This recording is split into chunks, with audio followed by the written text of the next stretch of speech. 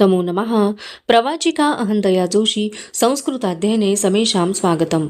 अधुना अग्रिमा कथा पठिष्यते। अस्तु तर्हि आरंभं कुर्मः। जे पाय रुजाम्यांच्या पायघड्यांवरून आत्मविश्वासाने रूपत चालत आजवर आले होते, तेच छत्रपतींचे रक्तदाट गुब्बार पाय आज पेडगावच्या वाळवंटात फरफटत चालले. ज्या देहाने रायगडावर सोन्याच्या झुलेनं सजल्या हत्तीवरून राजा म्हणून मिरवून घेतले होते, तोच जखडबंद देह धिंडीचा भोग भोगू लागला. राजांनी भोवतीचं काहीच नजरेस पडू नये म्हणून डोळे मिटतेच घेतले होते.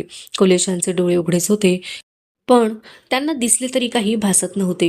त्यांच्या उजव्या दंडातून संगमेश्वरात रुपल्या बाणाने ओघळून ओघळून थकलेले रक्त आता साकळले होते, काळपटले होते. भोवतीच्या हजारो मुघल हाशमांचा आनंदी जल्लोषाचा नुसता कलकलाट चालला होता. कुणाचेच कुणालाही काहीही ऐकू येत नव्हते. लोक ओरडत होते, खिचो जोर से, कसके खिचो, मरहबा, मुकर्रब, इखलास, आफरीन. काढणी खेचणाऱ्याने वैतागून एवढा जोरदार हिसडा हातातल्या काढणीला हसडला की जगदंबेच्या कपाळी चढवलेल्या कौलाचे फूल घरंगळत कोसळावे तसे राजे छाताडावर थेट भुईवर आडवे झाले. तशी भोवतीच्या गर्दीत खुशीच्या उर्मीची लाटच लाट उसळली. कमरेला नेट देऊन उठणाऱ्या राजांना एकाकी भवानीबाई नि बाळराजांची आठवण झाली. ते बचपणी कमरेलाच घालत होते विळखा. थोडे मोठे झाले आणि सुटला त्यांचा विळखा. आता घालायचे मुजरे, मुजरे, मुजरे आहेत. यात किती हातांनी घातले या कुडीला मुजरे? कशासाठी घातले त्यांनी ते? लाचार होते म्हणून. माणसे मान झुकवतात कशापुढे? सत्तेपुढे. साफ गल्लत. माणसे झुकतात प्राणापल्याड जाऊन भोवतीच्या कैकांचे माणूसपण जपणाऱ्यांसाठी. आबासाहेब तसेच. ते गेलेत तरी का नाही वाटत गेल्यासारखे? कसे वागते असते तर ते आत्ता?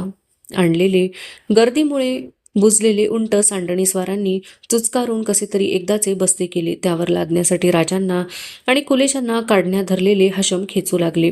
ते त्यांना साधेना. पाय भुईत जाम रुतवलेले कैदी तसूभरही हलायला तयार नव्हते. काढणीधारी हशमांची आणि कैद्यांची खेचाखेच बघत असलेला इखलास भोवतीच्या हशमांना बघून कडाडला. देखते क्या हो बेवकूफ, गद्दार, उठाव दोनों को, डाल दो ऊँटों पे. भोवतीच्या हशमातले 5-10 धिप्पाड हशम हातातल्या देगी म्यान बंद करत पुढे झाले. लुटीची बोचकी उचलावी तसे राजांना आणि कुलेशांना बळजोरीने उचलून त्यांनी उंटावर लादले. दोरखंडांनी दोघांनाही उंटाशी करगचून आवळले. खूर वेडेवाकडे करत वेड्यावाकड्या अंगचणीचे उंट भोवतीच्या जमावातून धिन धिनचा कल्लोळ उठत असतानाच भेदरून वर उठले. सांडणीस्वारांनी त्यांच्या शिपट्या करकचून पिरगाळल्या. त्या कळी समके मानामागे पुढे करत ती मुकी जनावरे डुचमळत चालू लागली. राजे आणि कुलेशांचे पाय त्या उंटांच्या पोटाभोवती जखडून बांधले होते. दोघांच्याही हातातल्या काढण्या धरून आघाडीला मुकर्रब, इखलास खासे घोड्यावर बसले होते. वाद्यांचा, आरोळ्यांचा कालवा कानठळ्या बसवत असतानाच कधी निघाली नव्हती अशी जल्लोष ती धिंड निघाली.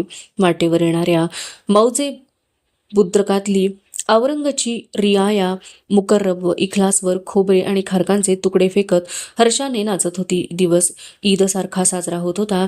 रात्र शबे बारात सारखी सजली जाणार होती. वाटेवर पसरलेल्या लांबलचक तळावर अशी एकही आसामी नव्हती की तिला दोजकी कैदी बघून डोळ्यांचे पारणे फेडायची जन्नती ख्वाहिश नव्हती. फौजेचे हत्यारी लोकच सबूर पीछे हटो म्हणत आपल्याच बाया, मर्दाना, बच्चांना मागे हटवीत होते. त्यांची नजर चुकून बच्चे मोगल आणि औरती उंटावरच्या कैद्यांना हाती मिळतील ते पायतळीचे दगडी गुंडे मारत होते. कुत्ते, शैतान, काफर असे पोटतिडकीने म्हणत नफरतीने मनातल्या गुस्सा थुंकीत एकवट करून पायाशी पचापच थुंकत होते. आता डोळे सताड उघडे केलेल्या क्षत्रिय कुलावतंस शिवपुत्र संभाजीराजे यांच्या नजरेत अपार अशरण तेज उतरले होते. देहात नसले सारखेच दिसत होते ते. मांडाखालच्या उंच जनावरापेक्षा, डोक्यावरच्या उंच लाकडी टोपीपेक्षा, एवढेच काय रायगडाच्या उंच आघाडी मनोऱ्यापेक्षा नजर ठरणार नाही अशा उंच वट्यावर जाऊन बसल्यागत दिसत होते त्यांचे डोळे. एवढ्या जोश कल्लोळातही कुलेशांच्याकडे बघत त्यांना विचारलेही नेहमीच्याच राजबोलीत, कचरला छंदोगामात्य? झटकन आपली गर्दन राजांच्याकडे करून ती किंचित लवती करत कुलेश उत्तरले, जी नहीं नहीं होती ये आंखें तो ऐसा नहीं देखना पड़ता स्वामी को. मध्येच मागे वळून इखलास खेकसला, क्या बकते हो आपस में? नाम लो खुदा का. एरवी जो फासला काही पळात काटला गेला असता तोच सगळ्या तळाचे डोळे निववीत चांगला 2-3 घंटे काटला जात होता. हिंदुस्थानच्या शहेनशहा आलमगीरांचीच शाही मुराद होती ती. तसा हुकूमही होता. धिंड बहादूरगडाच्या आघाडी दरवाजात आली. दरवाजातच बहादूर खान, रणमस्त खान, शाब्दी खान, हसन अली खान, गझनफर खान असे मुलुखभर तळ टाकून पडलेले खासे सरदार खडे होते. काही ना काही निमित्त काढून त्यांनी आज बहादूरगड जवळ केला होता. खिल्लती फेकून उभा मावळ मुलूक फितव्याने फोडणारा बक्षीर हुल्ला खान तर साऱ्या सरदारात गरगर फिरत होता. त्यालाही बघायचा होता. आख भरून एकदा दख्खनीत आल्यापासून हैराण करणारा शैतान संबा. या खुशीच्या क्षणाची नौबत म्हणून गडावर तोफांची भांडी दणादण कडकडत फुटली. अंगावरचे विदूषकी ढगळ कपडे सुद्धा जागजागी फाटलेले, उन्हाने घामेजलेले, अंगावर पडलेले दगडगुंड्यांनी जागजागी जाया झालेले कैदी, राजे आणि कुलेश उंटावरून खाली उतरवण्यात आले. गडाच्या लोहार मेटावरून निवडून पाठवलेल्या लोहारांनी झटाझट दोन्ही कैद्यांच्या खांदा छातीवरून आवळून त्यांच्या पायात लोखंडी बेड्या सांडशी हातोड्याने पक्क्या करून टाकल्या. संशयी आणि गैरवाजवी सावध खुद्द औरंगनेच प्रथम कैद्यांना बेड्या आवळण्याचा सक्त हुकूम दिला होता. त्याने सर्व सावधानगी घेतली होती. शक्य असते तर त्याने राजांच्या भूसलाई राजस्मनालाही बेड्यात जखडण्याचा हुकूम दिला असता. बहादूरगडात दिवाण ई आमचा दरबार खचाखच भरला होता. त्यात सगळीकडून आलेले मोगल सरदार, सरजा खानासारखे इदलशाही कुतबशाही सरदार, सर्वात आघाडीला शहजादे कदमबर हुकूम नजर बांधून दरबारी रिवाजाप्रमाणे खडे होते. अलकाबाच्या ललकाऱ्या उठताच गुर्जबदारांनी हातचे गुर्जबी दंड रिवाजी हुशियारीसाठी तिबार फरसबंदीवरा पटले. यक कश्चित माशी फिरली तरी ते ऐकू यावे असा सन्नाटा पसरला होता दरबारभर. सिंहासन बैठकीच्या पाठच्या दरवाजातून प्रथम वजीर असद खान बाहेर आला आणि पाठोपाठ हिंदुस्थानच्या शहेनशहा मुहिउद्दीन मुहम्मद आलमगीर गाझी औरंगजेब आला. त्याची कोरली दाढी आता पुरीपुरी सफेद झाली होती. शेलाटी अंगकाठी मात्र उमर झाली असताही ताठ होती. डोळे शोधक तीक्ष्ण होते. तो येताच उभा दरबार तस्लीम देण्यासाठी खाडकन लवला. पेश करो दरबार के सामने नापाक काफर कैदियों को. असद खानाने आपल्या अली हजरतांचा हुकूम मुकर्रबला सुनावला. मुकर्रबने इखलासला नजर इशारत करताच 10-5 हत्यारी हशमांनी घेर टाकलेले दख्खनेत आल्यापासून औरंगला घोर लावलेले दोन्ही कैदी दरबारच्या मधोमध पेश घालण्यात आले. कैदी ताठ होते. आग्र्याच्या कोठीतून तुरी देऊन सलामत सुटलेला सेवाचा बच्चा संभा त्याच्या बम्मन एकताऱ्यासह तख्ता कुलाहात सामने बघताच आपले सगळे भाई दारा शुकोह, मुराद, शुजा आणि अब्बाजान शहनशाह यांच्या मौतीची खबर ऐकतानाही फुटल्या नव्हत्या एवढ्या आनंदाच्या उकळ्या बुढ्या औरंगच्या काळजात उसळून उठल्या. कधी भुलून वा चुकूनही तो दरबारी रिवाज मोडत आला नव्हता, पण आज नकळतच तो त्याच्याकडून मोडला गेला. बसल्या आसनावरून तो ताडकन उठला. कैदी संभाजीराजे आणि कुलेश यांच्या गर्दनी एवढ्या घेरावात सुद्धा ताठ खड्यास होत्या. झाली आज या क्षणाला आग्रातल्या दरबारानंतर प्रथमच मराठी दौलतीचे छत्रपती संभाजीराजे आणि दिल्ली तख्ताचा शहेनशहा मुहम्मद औरंगजेब यांची इतकी वर्षे कुचमलेली नजर भेट झाली. जसे अंगपूत पेटलेल्या ज्योतीला वादळ बघत होते, चिवट जीवनशक्तीला सर्वग्रासी मौत बघत होती. माणसातल्या मर्दपणाला राजकारणातले गाळीव कपट न्याहाळत होते. काफरी जिंदा दिलीला तख्तनशीन बेरहम शाही मगरुरी पारखत होती. घरेलू नाचीज मामल्याचा विचार एरवी कधी औरंगच्या मनात येणे शक्य नव्हते, पण या क्षणी मात्र एक चमत्कारिक खयाल त्याच्या मनाला धडक देऊ लागला. कैसे पैदा करते है परवरदिगार ऐसे बेडर सुरमा शख्स काफरों के कोख में, नहीं तो हमारा कम असल बगावत खोर बच्चा. क्या नाम भी रखा हमने उसका शाही शोहरत से बड़े अब्बा जान की याद जगाने. अकब्बर रानावनात बरेच दिवस राहिलेल्या बच्चाला राजवाड्यातील गमती खेळणे बऱ्याच दिवसांनी मिळावे तसाच आनंद बुड्ढा असूनही शहेनशाहला झाला. वरवर तो धीमा शांत दिसत होता, पण आतून खुशीची अनावर कारंजी उसळ्या घेत होती त्याच्या काळजात. त्यातला एक लफ्जही कोणालाही बोलावा अशा हैसियतीचे कोणीही दिसत नव्हते. त्याला दरबारात झाली खुशी कुठेतरी बाहेर ओतून टाकण्यासाठी बेचैन झालेला शहेनशाह हिंदुस्तान सिंहासनासमोरच्या रुजामेदार पायऱ्या शांतपणे उतरून आज पहिल्याने दरबारी मनसदीच्या चक्क गालिच्यावर आला. क्षणभर त्याने दरबारभर नजर फिरवली आणि मक्केकडे तोंड करून आसमानाकडे बघत त्याने पायीच्या गालिच्यावरच खुशीच्या नमाजासाठी गुडघे टेकले. कुराणी शरीफच्या आदेशाप्रमाणे तो रोजचे 5 वेळांचे नमाज स्वारी शिकारी तरी न चुकता पडत आला होता. तो नमाज पडत असताना कुणाचीच काय वजीर असद खानाचीही शामत होत नव्हती आज जाण्याची. आणि आज मात्र खचाखच भरल्या दरबारात नेक इस्लामचा मनपूर्वक नमाज पडताना त्याचे डोळे आनंदाच्या अश्रूंनी भरून आले. हातच्या तसबिहच्या माळेवर ते थबकले. त्याच्याच दरबार ते ताज्जुबीने बघू लागला. त्यातल्या कैकांनी तर मागून गुस्ताखीची आफत नको म्हणून आपोआप गुडघे टेकले. दरबाराबरोबर छत्रपती संभाजीराजेही तो नजारा बघत होते. एवढ्या जीवघेण्या विटंबनेनंतरही त्यांच्यातला कविभूषणाची कदर करणाऱ्या आबासाहेबांचा वारसा सांगणारा बुधभूषणमचा रचनाकार काव्यप्रेमी मराठमोळा जातिवंत राजा उफाळून आला.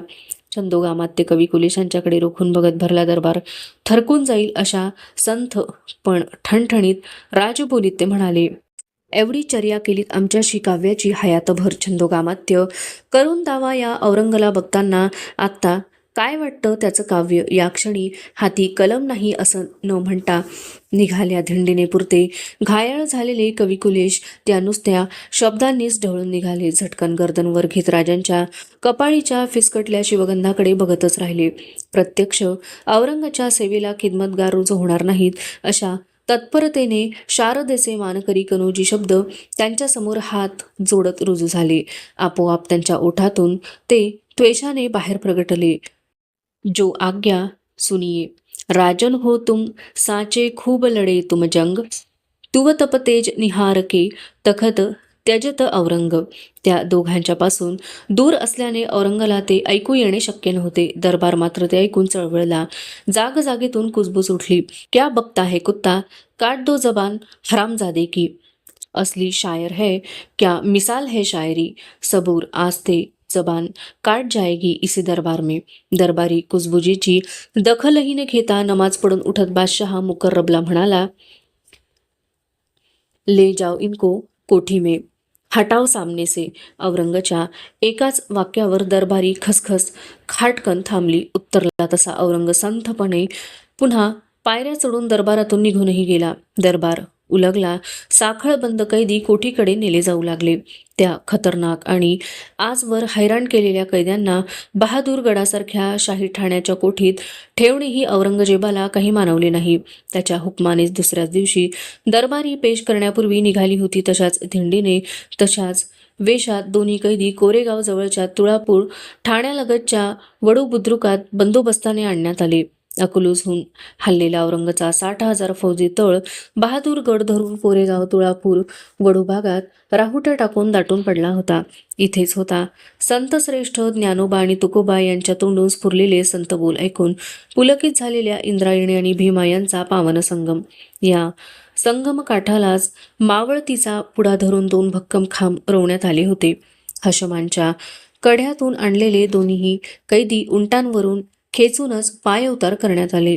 तख्ता कुलाह आणि साखळ दंडात अगोदरच जखडलेल्या त्यांना मुकर्रब इखलासच्या देखरेखीखाली त्या खांबांना मनगटासारख्या दोरखंडांनी पुन्हा जाम जखडण्यात आले. कंठातल्या तख्ता कुलाहांनी त्यांचे हात पंखांसारखे पसरतेच होते. संगमेश्वरातून निघाल्यापासून कुठलाही अन्नाचा कण दोघांच्याही घशान अडकलेला नव्हता.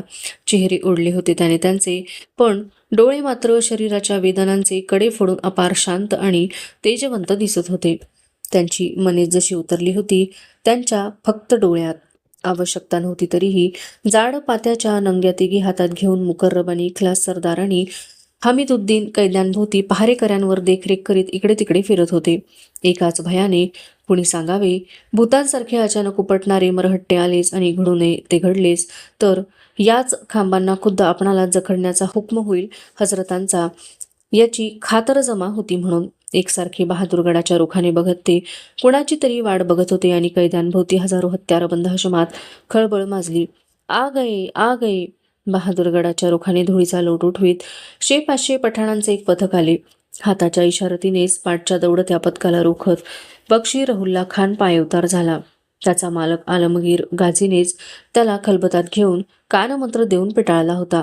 भोवतीच्या कुणाकडेही ढुंकून सुद्धा न बघता खांद्यावरच्या खिल्लती आड दडलेल्या हत्याराच्या मुठीवर हाताची भक्कम मूठ आवळत तरातर चालत थेट राजे आणि कुलिश यांच्या समोरच तो आला. त्याला बघून लाचार अदबीने पुढे होत मुकर्रब म्हणाला, क्या हुक्म है आलम पन्हा का, काफर कैदियों के फैसले में. चुप. मुकर्रबच्या पायांपासून डोक्यापर्यंत बेफिकिरीच्या नफरतीने बघत रहुल्ला त्याच्यावर उखडला. कितीही झाले तरी मुकर्रब दख्खनी होता. रहुल्ला औरंगचा नेक उत्तर हिंदुस्थानी शिवा सरदार होता. खास कामावर नामजादी केल्यानेच तो हिरव्या कंच खिल्लतीत आला होता. खांद्याला जखडल्या छत्रपतींच्या समोर उभा ठाकत कमरेवर हात ठेवून डोळे राजांच्या डोळ्यात मगरुरीनं घुसवीत त्याने जाप केला, खैर चाहते हो सुबेदार, तो ठीक सोच के जवाब दो. आलम पन्हा चाहते हैं तुम्हारा बयान. मौका है खुदा के खैर का आखरी. किस किले में रखा है तुमने अपना शाही खजाना. त्याने सुभेदार असा केलेला उल्लेख राजांना आज प्रथमच ऐकायला मिळत होता. मानेवरचा रानटोळ झटकावा तसा रहुल्लाचा सवालच राजांनी मानेबरोबर झटकला. हम पूछते हैं कहाँ है तुम्हारा खजाना. राजांची डोक्यावरची उंच माटाची लाकडी विदूषकी टोपी खानाने गदागदा हलवली. जळत्या नजरेने खानाकडे बघताना राजांच्या नागपुड्या संतापाने कशा फुलून उठल्या. जखडलेले छातवान अनावर संतापाने वर खाली झपापले. आतल्या आत खूप विचारांती त्यांनी साजेसा निवाडा आपल्याशीच घेतला होता. काहीही न बोलण्याचा. अवशिष्टा कथा अग्रिमे भागे पठिष्यते. अस्तु तर्हि पुनर्मिलामः. तावन् मंगलं भूयात्, शुभं भूयात्. नमो नमः. धन्यवादः.